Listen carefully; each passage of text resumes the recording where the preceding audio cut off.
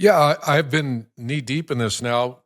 Not that I selected to, but I've been getting a lot of feedback from people, a lot of confidential feedback too, phone calls from people that are involved in meetings. I'm not going to share names because that breaks confidentiality. And there's one that was presented to me that I started reading it, I started listening, and then I did some homework on it, and this one just makes so much sense to me. There's going to be one big negative that I'm going to hit in a minute, Mark. I mean, a big negative.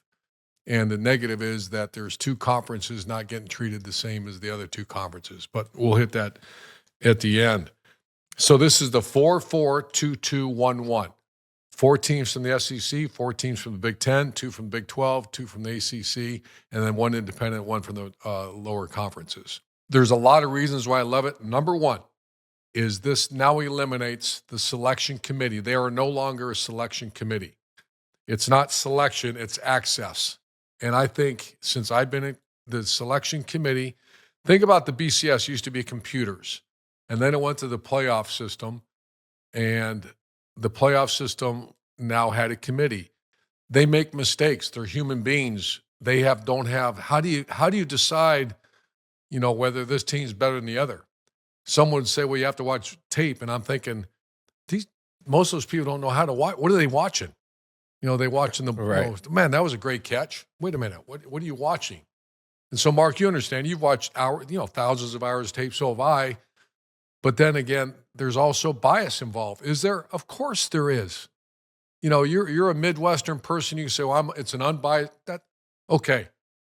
There's part of your being that says, I'm going to give this, because it comes down to this team or this team. What's the decision? You're seeing that in March Madness right now. So, Right.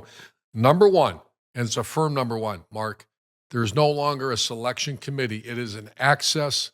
That means you win your conference or in your top four teams, which I'll get to in a Right. minute. You're not selection anymore.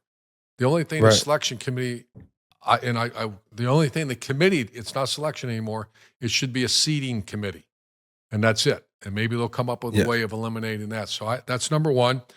Number two, big number two, 6 teams in the Big Ten in the SEC are still swinging at the end of the season, which we'll get into that minute.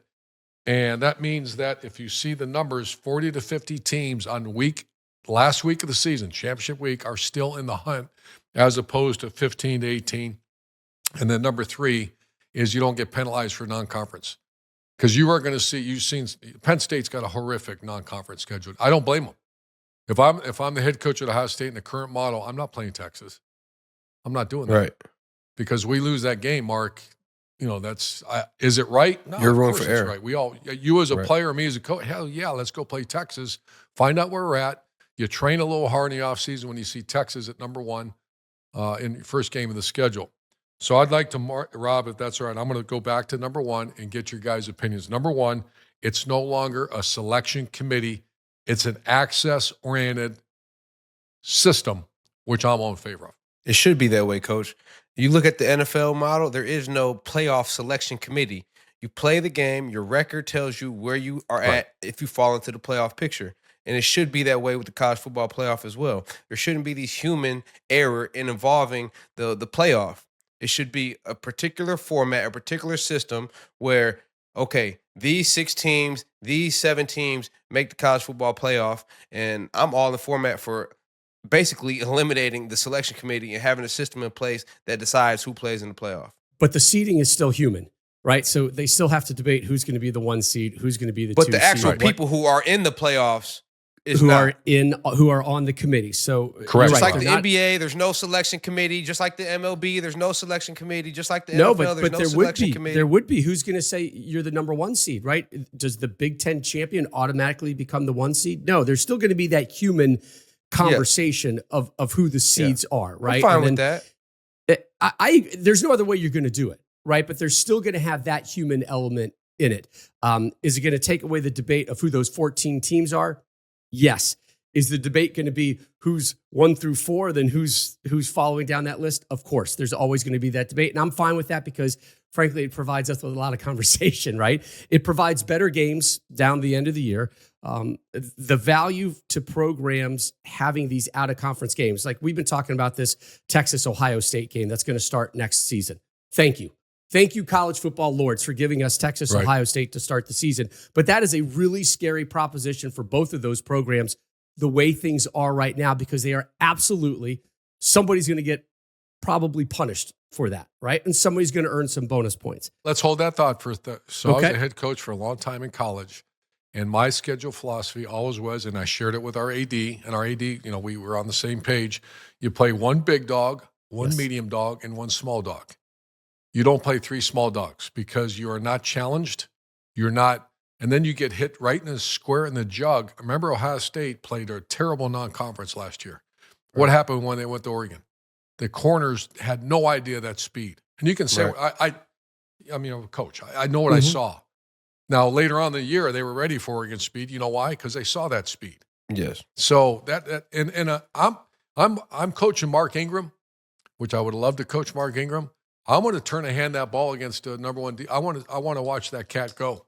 I want to get him scarred up and ready for when it's time to go play in a conference, as opposed to coaching Zeke Elliott against a team that you're supposed to beat by 50 points, and in the middle of the second quarter, you pull them out. I'm the defender of the little man out there, apparently, because I love the little guy. Here- That's here what he happens goes, when Mark. you're Here he when goes. you round yourself up to 5'10" on your driver's license, right, Mark? Don't associate me with that. I'm 5'10", 100% on my driver's license. Now, the combine's Coach, a different story. They take it I from understand. I understand the combine. All right, so Coach, we're talking 3 non-conference games, right? And originally you said big dog, medium dog, little dog, right? So now Yeah. we're definitely going to have, everybody should have at least a big dog, okay? So that leaves 2 other I'd find a way of games. mandating that. Yeah, I agree. I think that's great. Now, how you mandate that, what is that? Then Penalize them. Okay, I don't know that's how you fine. do But what falls into that category? Does it have to be one of the big 4 conferences, right? Like what my friends at the AAC out here are like, hey, wait a second. You know, our friends at the MAC, your Bowling Greens, they need those games versus Ohio State, right? Because that's Sure. money.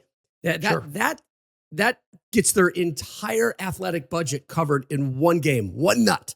Right. So I'm worried You'll about still the have little those guy. games. Not And as they many. still have those games, but there's less of those games, right? There's Right. less of those opportunities to take on the Michigans, the Texases, you know, the big dogs of the world for these little guys to boost their economy, if you will. That worries me. I understand it, but there still are those opportunities. You know, what does the ACC, what does the Big 12 do? Because they're still kind of handcuffed, right, with these 2 automatic bids, and this doesn't help their cause if they have a breakout season, and it's going to happen. You know, like that's my big concern. I know the ACC is better than we've seen. I know the Big 12 is on the rise. Like there are going to be years that those conferences deserve 3, and I'm going to go ahead and say there's going to be years where they could deserve 4. Like you look at the ACC back in the day. You're right. And again, that's back in the day, Louisville, not Florida right now. State. Yeah. Yep. Clemson, Miami, you know, maybe North Carolina has an outlier. You had here. Louisville. Virginia How long State's has it been since one of those conferences deserved 4? How long has it been? We'll talk to our research department on that one. I agree been with a you, Mark. while. I'm not saying it was knocking on our door last year, but I'm just saying when it does appear, and it is going to appear, how does the playoff committee accommodate that? That's a big question for me in defense of the little I think guy. it's a great question. Now I'm gonna this number was presented to me as well. So this is just viewership. Yep. So that means what's the country interested in? Mark, blows your mind. It doesn't because you're an SEC guy. Of the viewership in last year, the SEC had 440 million viewership. Yeah. We ought to post this for the Eyeballs, people to baby. watch That's a this. lot of eyeballs, Coach. The Big Ten is right behind them. It's 20 million behind, but 420 million. Now you have the Big 12 market, 169. That's almost 300 million less viewers. And then you have the ACC, 158. And then, I mean, just from the national, as a coach, what you said, I understand it. I do remember the AC. There was a time Louisville was a top 10 program. Yes. There was a time that Miami, Florida State, Clemson, you had 4 big dogs in that conference. And then North Carolina State would show up. I mean, even a Wake Forest. So I get that. But we're talking 2025. And that's not the case right now.